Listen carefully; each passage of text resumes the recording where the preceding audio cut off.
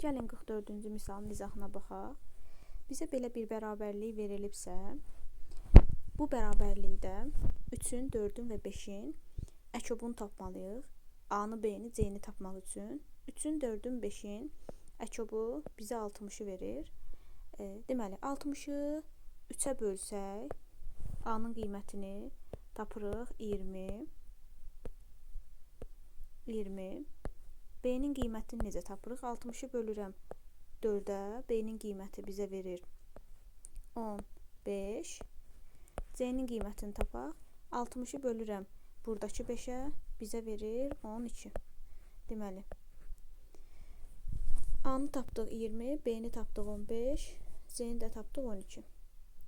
Sonra bizdən bu bərabərliyin, bu ifadənin qiymətini tapmaq tələb olunur.